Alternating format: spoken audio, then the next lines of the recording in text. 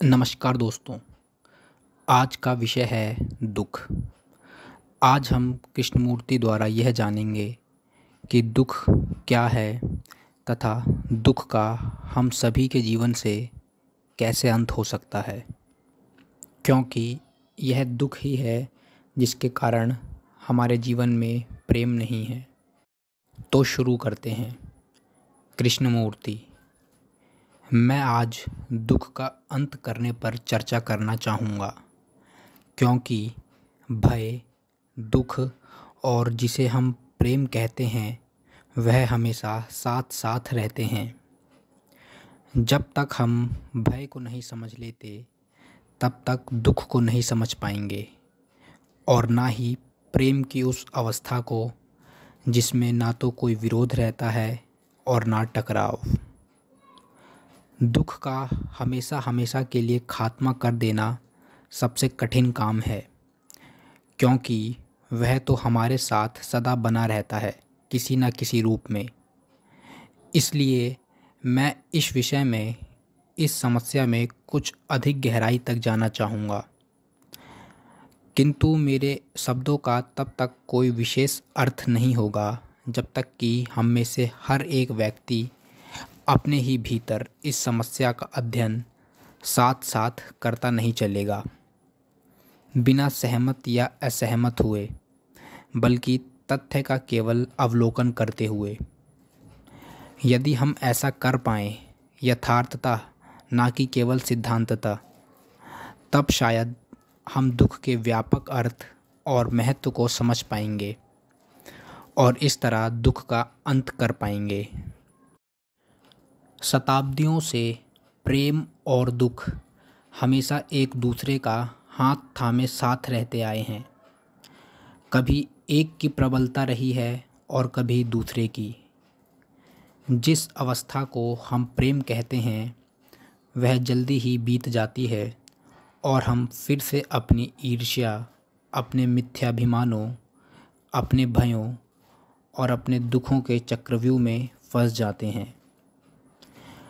प्रेम और दुख के बीच हमेशा महाभारत चलता रहा है, और इससे पहले कि हम दुख का अंत करने के प्रश्न में उतरें, मेरे विचार से हमें यह समझना होगा कि पैशन यानी उत्कटता क्या है। पैशन एक ऐसी चीज़ है जिसे हम में से बहुत कम लोगों ने सचमुच अनुभव किया है। आमतौर पर जिसे हमने अनुभव किया है वह है एक उत्साह, जो कि किसी बात पर एक भावनात्मक अवस्था का उफान होता है। हमारा पैशन किसी बात के लिए होता है, जैसे संगीत के लिए, चित्रकारी के लिए, साहित्य के लिए, देश के लिए, किसी पुरुष या किसी स्त्री के लिए। यह हमेशा ही किसी कारण का परिणाम होता है।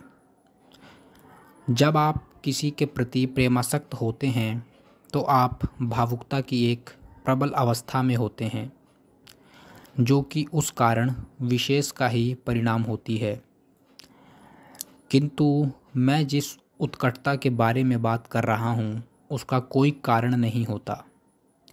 वह हर चीज़ के प्रति उत्कट होना है, ना कि किसी विशेष वस्तु के प्रति। जबकि हम अधिकतर किसी व्यक्ति विशेष या वस्तु विशेष के प्रति ही उत्कट जोश से भरे होते हैं। हमें इस अंतर को स्पष्टता देख लेना चाहिए।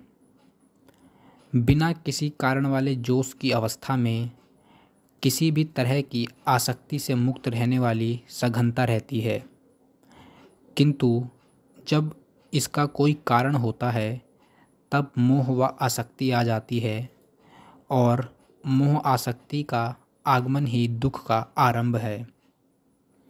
हम में से अधिकांश लोग आसक्त ही तो हैं, किसी व्यक्ति के प्रति, किसी देश के, किसी विश्वास के या फिर किसी अवधारणा के प्रति।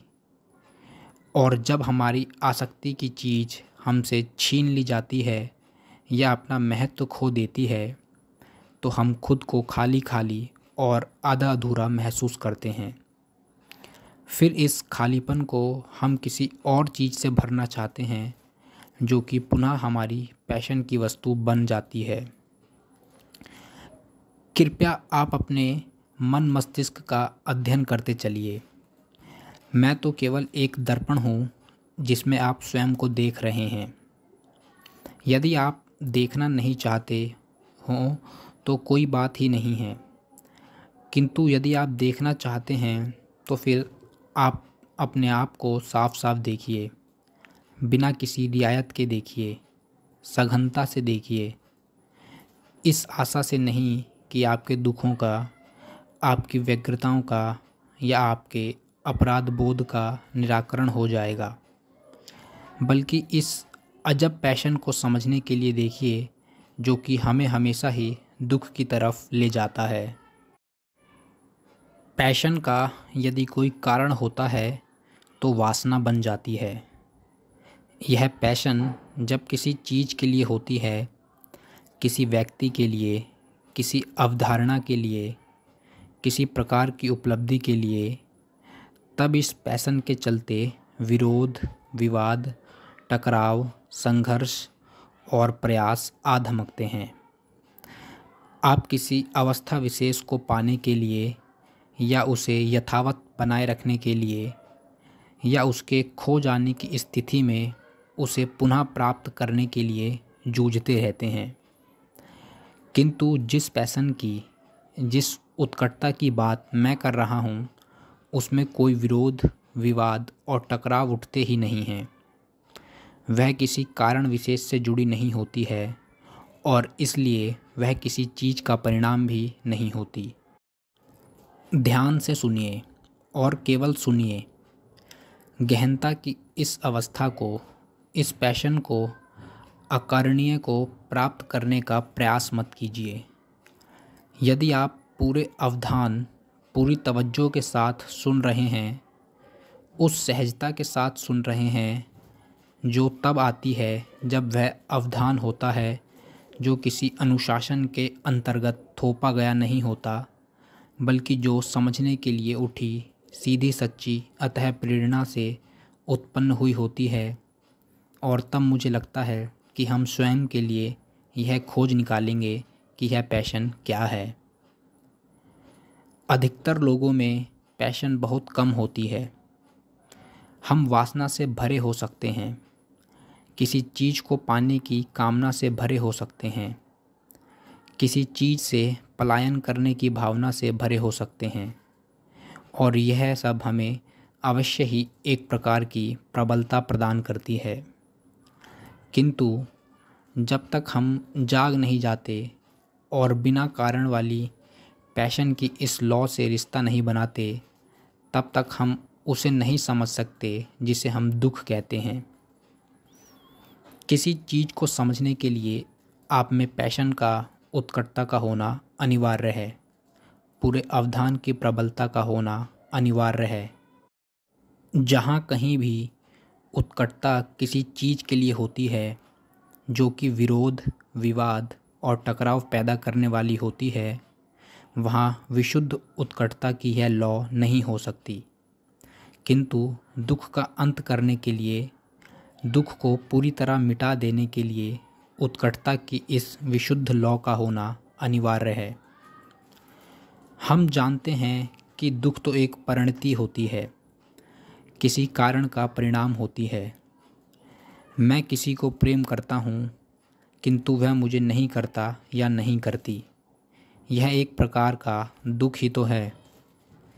मैं किसी खास दिशा में कोई उपलब्धि करना चाहता हूँ किंतु मुझ में उतनी क्षमता नहीं है, और यदि क्षमता है भी तो खराब तबीयत या कोई और कारण आड़े आ जाता है, यह दूसरे प्रकार का दुख है। एक दुख तुच्छ मन का होता है, एक ऐसे मन का जो हमेशा अंतर्द्वंद में उलझा रहता है, निरंतर जूझने में, हिसाब किताब बराबर करने में, टोहने में और किसी के जैसा होने में लगा रहता है। संबंधों में टकराव का भी दुख होता है और काल के गर्त में किसी के समा जाने का दुख भी। आप सभी इन तरह तरह के दुखों से परिचित हैं और ये सभी दुख किसी न किसी कारण का परिणाम ही तो होते हैं। तो हम दुख का कभी सीधे सीधे सामना नहीं करते। हम हमेशा उसका कोई औचित्य सिद्ध करने में या उसकी कोई व्याख्या विश्लेषण करने में लग जाते हैं, अथवा किसी ऐसे मत सिद्धांत तथा विश्वास के ढर्रे का सहारा ले लेते हैं जो हमें सुकून दे दे, थोड़ी देर के लिए ही सही। कुछ लोग ड्रग्स लेने लगते हैं, कुछ लोग मदिरा पान में या पूजा पाठ में लग जाते हैं, कुछ लोग ऐसा करने को तैयार हो जाते हैं जो दुख के ज्वार को उतार दे, दुख के उबाल को कम कर दे। दुख और दुख से भागने का अंतहीन प्रयास ही हमारी नियति बन गया है। हमने दुख का सदा सदा के लिए अंत कर देने की बात तो कभी सोची ही नहीं, जिससे कि मन को कभी अपने पर तरस ना खाना पड़े, उस पर कभी हताशा का साया ना पड़े। दुख का अंत ना कर पाने के चलते यदि आप ईसाई हैं तो आप इसे चर्च में ईसा के दारुण दुख के रूप में पूजने लगते हैं। और चाहे हम चर्च जाएं और दुख के प्रतीक को पूजें, या दुख का कोई औचित्य सिद्ध कर लें, या मदिरापान करके अपने दुख को भुलाने का प्रयास करें, यह सब एक ही प्रकार की बात है, और वह यह है कि हम इस तथ्य से भाग रहे हैं कि हम दुखी हैं। मैं शरीर संबंधी किसी पीड़ा या दर्द के बारे में बात नहीं कर रहा हूँ। उसे तो आधुनिक औषधि द्वारा बड़ी आसानी से दूर किया जा सकता है। मैं तो उस दुख की, उस मनोवैज्ञानिक कष्ट की बात कर रहा हूँ जो स्पष्टता को, सौंदर्य के एहसास को धुंधला कर देता है, जो प्रेम तथा करुणा का गला घोंट देता है। क्या यह संभव है कि सभी दुखों का अंत कर दिया जाए? मेरे विचार से दुख के अंत का मामला पैशन की प्रबलता से जुड़ा हुआ है। पैशन, उत्कटता तभी आती है जब आप पूरी तरह बेखुदी में होते हैं।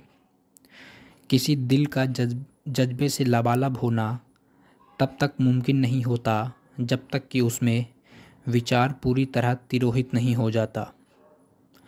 जिसे हम विचार कहते हैं वह स्मृति के विभिन्न नमूनों और अनुभवों की अनुक्रिया प्रतिक्रिया ही रहता है, और जहाँ यह पूर्व प्रभावित प्रतिक्रिया रहेगी वहाँ कोई जज्बा नहीं रहेगा, कोई सघनता नहीं रहेगी। सघनता केवल तभी रहती है जब मैं बिल्कुल भी शेष ना रहे। देखिए, एक सौंदर्य बोध ऐसा भी होता है जिसका इस बात से कोई लेना देना नहीं होता कि क्या सुंदर है और क्या कुरूप। ऐसा नहीं है कि उसके लिए पर्वत सुंदर नहीं रहते या कोई भवन भद्दा नहीं रहता, किंतु यह वह सौंदर्य होता है जो कुरूपता का विलोम नहीं होता। यह ऐसा प्रेम होता है जो कि घृणा का विलोम नहीं होता। और जिस बेखुदी की मैं बात कर रहा हूँ वह सौंदर्य की वह अवस्था है जिसका कोई कारण नहीं होता, और इसलिए यह पैशन की ही एक अवस्था होती है। क्या उसके पार जाना संभव है जो किसी कारण का परिणाम हो? देखिए, शब्दों में ही अटके रहने के बजाय उनके अर्थ को ग्रहण करने पर अपना पूरा ध्यान दीजिए। असल में हम में से ज़्यादातर लोग प्रतिक्रियाएं ही करते रहते हैं। प्रतिक्रिया हमारे जीवन का एक ढर्रा बन गया है। दुख के सम्मुख हमारा प्रत्युत्तर एक प्रतिक्रिया ही तो है। यह प्रतिक्रिया हम दुख का कारण जताते हुए करते हैं या फिर दुख से पलायन करते हुए करते हैं, किंतु इससे दुख खत्म थोड़े ही हो जाता है। दुख तो तभी खत्म होता है जब हम दुख के तथ्य का सामना करते हैं, जब उसके कारण और परिणाम दोनों को समझ लेते हैं और उनके पार चले जाते हैं। किसी विशेष अभ्यास के माध्यम से, सायास लाए गए किसी विचार के माध्यम से, या दुख से पलायन के अनेक तरीकों में से किसी को अपनाकर दुख से मुक्त होने का प्रयास मन में किसी अद्भुत सौंदर्य को उत्कटता की इस जीवंतता और प्रबलता को नहीं जगाता जो दुख को अपने में समेटकर उसके पार चली जाती हो। दुख होता क्या है? जब आप यह प्रश्न सुनते हैं तब आपके मन में इसका क्या जवाब उठता है? आपका मन तुरंत दुख के कारण बताने में लग जाता है और यह व्याख्या करने की जुगत में वह उन दुखों की स्मृति को जगा देता है जो आपने झेले हैं। इस प्रकार आप कारण और परिणाम, जिसे हम दुख कह देते हैं, की व्याख्या करने के प्रयास में शाब्दिक तौर पर हमेशा ही अतीत की ओर मुड़कर चले जाते हैं या आगे भविष्य में चले जाते हैं। किंतु मुझे लगता है कि हमें इस सब के पार और परे जाना चाहिए। दुख के कारणों से हम अच्छी तरह परिचित हैं। गरीबी, बीमारी, खिन्नता, कुंठा, प्रेम न मिलना इत्यादि। जब हम दुख के कारणों का बखान करते हैं तो उससे हमारे दुख का अंत नहीं हो जाता। हम दुख के अभिप्राय और उसकी असाधारण गहराई को सचमुच समझ नहीं पाए हैं, वैसे ही जैसे कि उस अवस्था को हम समझ नहीं पाए हैं जिसे प्रेम कहा जाता है। मैं समझता हूँ कि दोनों में रिश्ता है, दुख और प्रेम, और यह समझने के लिए कि प्रेम क्या होता है हमें दुख की विशालता को, उसकी सघनता को महसूस करना होगा। पुराने लोगों ने दुख के बारे में काफ़ी कुछ कहा है और उन्होंने एक ऐसी जीवन शैली भी निर्धारित कर दी जिसके बारे में माना गया है कि वह दुख का अंत कर सकती है। बहुत से लोगों ने वह शैली अपनाई भी। पूरब के सन्यासियों और पश्चिम के मॉन्क्स लोगों ने इसे आजमाया, किंतु वह स्वयं को केवल कठोर ही कर पाए।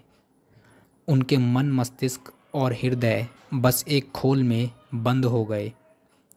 वे अपने ही विचारों के कारागार में या ईंट पत्थरों की चारदीवारी में कैद होकर रह गए। किंतु मुझे नहीं लगता कि वह उससे कभी पार व परे गए हों और दुख के नाम से जाने वाली चीज़ की गहनता को, सघनता को वह कभी महसूस कर पाए हों। दुख का अंत करने में निहित है अपने अकेलेपन के तथ्य को, अपनी आसक्ति के, यश कीर्ति पाने की अपनी तुच्छ अभिलाषा के और प्रेम पाने की अपनी भूख के तथ्य को रूबरू देखना। दुख का अंत यानी अपने ही सरोकार और खुद पर तरस खाने के बचकानेपन से मुक्त होना। किंतु जब कोई इस सब से पार चला जाए और अपने निजी दुख का शायद अंत कर ले, तो भी विशाल जनसाधारण का दुख, संसार का दुख तो शेष रहता ही है। दुख के तथ्य और कारण को स्वयं में रूबरू देखकर कोई अपने निजी दुख का अंत कर सकता है और पूरी तरह स्वतंत्र होने के लिए यह एकदम अनिवार्य है। इस सब से निपट लेने के बाद भी विकराल अज्ञान का दुख तो शेष रह ही जाता है जो संसार भर में व्याप्त है। जानकारी के या पुस्तक ज्ञान के अभाव वाला अज्ञान नहीं, बल्कि इंसान का स्वयं से परिचय का अभाव। स्वयं को ना जानना और स्वयं को ना समझ पाना ही अज्ञान की जड़ है और यही उस अंतहीन दुख का कारण है जो सारे संसार में व्याप्त है। लेकिन दुख वास्तव में होता क्या है? देखिए, दुख का खुलासा करने के लिए, स्पष्टीकरण के लिए शब्द हैं ही नहीं, ऐसे ही जैसे यह खुलासा करने के लिए शब्द नहीं है कि प्रेम क्या होता है। प्रेम मोह या आसक्ति नहीं होता। प्रेम घृणा का विलोम विपरीत नहीं होता। प्रेम ईर्ष्या नहीं होता। किंतु यदि कोई ईर्ष्या को, डाह को, मोह व आसक्ति को खत्म कर दे, उन तमाम संतापों को खत्म कर दे जिनमें इंसान रहता आया है और यह मानता आया है कि वह प्रेम करता है, तब भी यह प्रश्न शेष रह जाता है कि प्रेम आखिर क्या है, और यह प्रश्न कि दुख क्या होता है। प्रेम क्या है और दुख क्या है, यह आप केवल तब जान पाएंगे जब आपका मन तमाम व्याख्याओं को नकार चुका हो, कोई कल्पना या अनुमान अंदाज़ा ना लगा रहा हो, कारण को ना तलाश रहा हो, शब्दों में लिप्त ना हो रहा हो और अपने सुखों व दुखों को याद करने के लिए अतीत में ना जा रहा हो। आपका मन पूरी तरह से शांत हो, निश्चल और निशब्द हो, उसमें किसी प्रतीक व अवधारणा का वास ना हो, और तब आप उस अवस्था से पर्दा उठा पाएंगे, या कि वह पर्दा खुद ब खुद उठ जाएगा जिसमें वह जिसे हम प्रेम कहते हैं, जिसे हम दुख कहते हैं और जिसे हम मृत्यु कहते हैं, वह सब एक समान हो जाते हैं। वहाँ प्रेम, दुख और मृत्यु में कोई विभाजन नहीं रह जाता, और चूंकि कोई विभाजन नहीं रहता इसलिए वहाँ सौंदर्य होता है। किंतु यह समझने के लिए, इस विज्ञता के लिए, परम आनंद की उस अवस्था में होने के लिए, उस उत्कटता का, उस पैशन का होना आवश्यक है जो स्वयं को पूरी तरह निछावर करने पर, खुदी के तिरोहित होने पर आती है। तो दोस्तों, यह व्याख्यान यहीं ख़त्म होता है। उम्मीद करता हूँ आपको अच्छा लगा होगा और समझ में भी आया होगा। अगर अच्छा लगा तो वीडियो को लाइक करें और चैनल को सब्सक्राइब करें। And finally, thank you for your valuable time.